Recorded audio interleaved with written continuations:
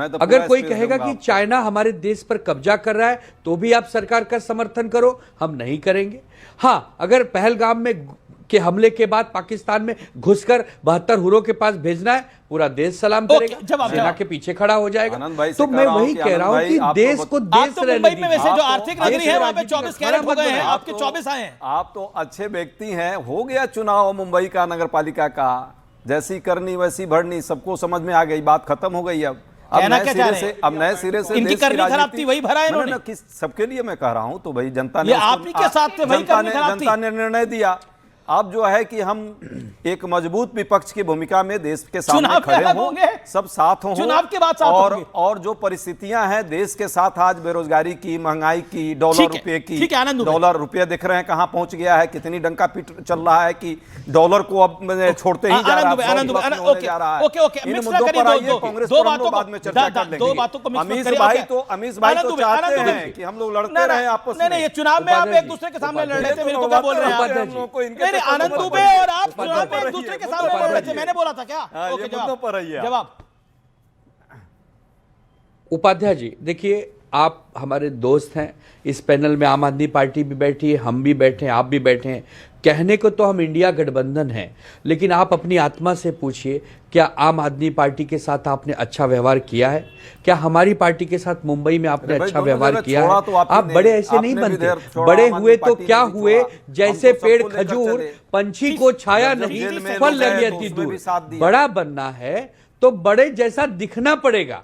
आप बड़ी पुरानी पार्टी है, आपको 150 साल पूरे हो जाएंगे 10 साल बाद, तो आपको उस ढंग से व्यवहार भी करना होगा कि जो आपके साथी हैं, जो क्षेत्रीय दल है, उनको आपको विश्वास में लेना चाहिए, साथ में लेके चलना चाहिए, तब हराइएगा ना मोदी जी को। मोदी जी को हराने के लिए मोदी जी जैसा बनना भी तो पड़ेगा, मेहनत करनी पड़ेगी, रात दिन अपने आप को खपाना पड़ेगा। ये सब हम भूल कर अगर केवल केवल केवल सरकार का विरोध, सरकार का विरोध, सरकार का विरोध, तो उसमें कुछ अच्छी चीजों का समर्थन भी करना पड़ता है। राम मंदिर बनकर तैयार है, आज उसके 2 साल पूरे हो गए हैं। चलो विपक्ष के सब लोग, चलो राम भगवान के नतमस्तक होते हैं, चलो राम भगवान से कहते हैं कि राम भगवान हम भी आपके शिष्य हैं, हम भी आपके भक्त, हमें भी आशीर्वाद दीजिए, हराइए मोदी जी को, हराइए बीजेपी को। लेकिन हम लोग क्यों नहीं कहते? हम लोग मजबूर हैं, वो अभी क्लियर नहीं हो पा रहा है कि जाएं। तो राम का नाम जो लेता है वो आपकी निगाह में कंफ्यूज है, तो राम का नाम जो लेता है वो आपकी निगाह में कंफ्यूज है। भी बस अब 2 मिनट आनंद भाई, मैंने तो चुप रहा, आप सुन लीजिए। आप तो बहुत विद्वान और अच्छे व्यक्ति हैं।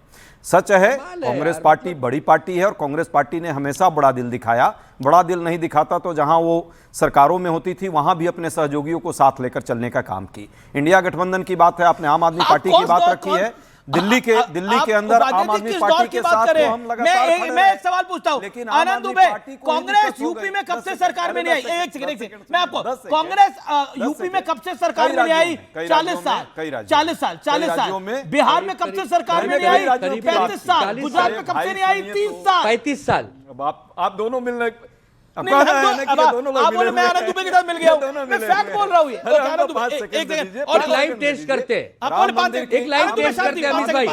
अमीश भाई, आप बोले की बात की है, अमीश भाई एक लाइव टेस्ट करते हैं, राम मंदिर का जो एक लाइव टेस्ट करते हैं। अमीश भाई, सारा चीज पूजा अर्चना सब हो, पर जिस तरह से राहुल गांधी जा रहे हैं क्या? हमारे अभी शंकराचार्य के साथ जिस तरुण पुनिया ने अनाउंस किया, उसके बाद नहीं गए। चर्चा हो और शंकराचार्य को भी वहां नहीं बुलाया गया। ओके, ऑडियो डाउन, ओके आनंद दुबे, शंकराचार्य का सम्मान किया जाए और उसी के साथ सभी लोग आनंद दुबे क्या लाइव टेस्ट करना चाहते हैं आप? क्या लाइव टेस्ट करना चाहते हैं आप? ओके, एक देखो कांग्रेस हमारा भाई है, एक दोस्त है, लेकिन एक उपाध्याय जी एक लाइव टेस्ट करते हैं। धारा 370 जब केंद्र सरकार ने हटाया था, ये अच्छी बात थी या बुरी बात थी, बस इतना बता दीजिए तो मैं ये समझूं कि हाँ देश के साथ आप खड़े हैं। अच्छे और बुरे का विरोध, 370 की प्रक्रिया का इसलिए विरोध था कि स्टेटहुड हटा दिया जम्मू कश्मीर का, इसलिए विरोध था, प्रक्रिया का विरोध था, 370 का नहीं था।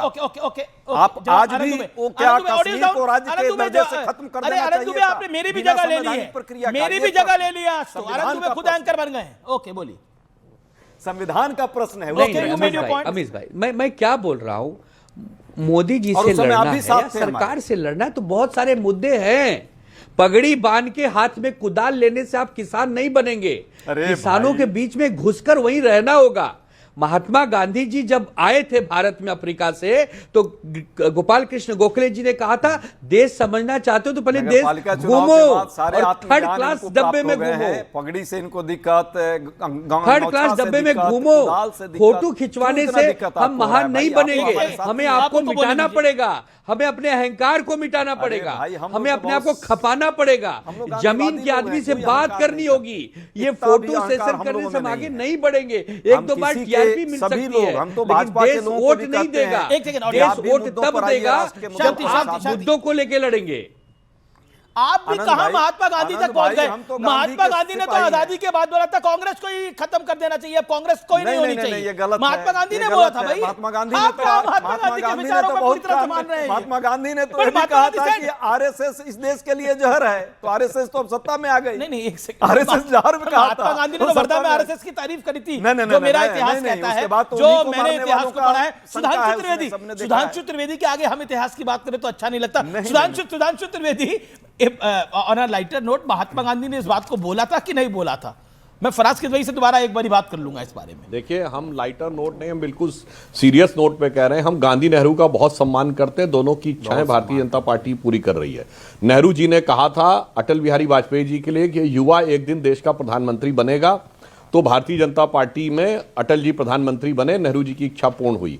गांधी जी ने कहा था कि कांग्रेस को समाप्त करके नए सिरे से शुरू करना चाहिए, और मोदी जी, भगवान की कृपा रही तो गांधी जी की इच्छा पूरी करेंगे। तो नेहरू गांधी के प्रति पूर्ण सम्मान और उनकी इच्छाओं को मूर्त रूप देने का पूरा कार्य निश्चित रूप से भारतीय जनता पार्टी ने पहले भी किया और आगे भी हम करेंगे। हाँ, एक बात मैं अजय जी से जरूर व्यवस्था पे बात कर रहे हैं भाई साहब, थोड़ा मुद्दे की बात पे भी कर लेते हैं। आपने कहा कि महंगाई और बेरोजगारी, तो इस समय कितनी है महंगाई दर भाई साहब?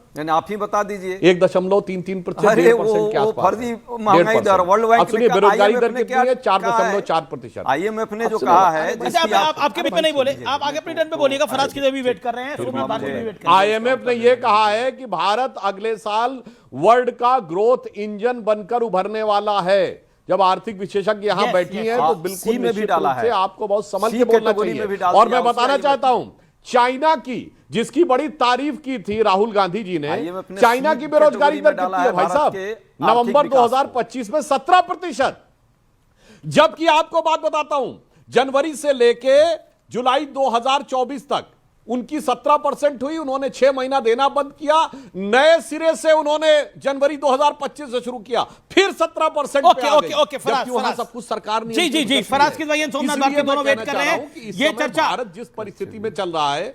ओके, फराज आपके पास मैं आता हूं। क्या आपको लगता है कि भारत में कुछ भी अच्छा नहीं हो रहा और India is a dead economy? अमीर जी, भारत में देखिए एक झूठ बोला जा रहा है। भारत में हमेशा से अच्छा होता रहा है। अब मैं ये क्यों बोल रहा हूं? देखिए, अभी आपने जीडीपी की बात करी, मैं पूरी जिम्मेदारी से बोल रहा हूं कि भारत की रियल जीडीपी की जो ग्रोथ थी वो 2010 से लेकर के 2022 के बीच में लगभग 6% के आसपास थी।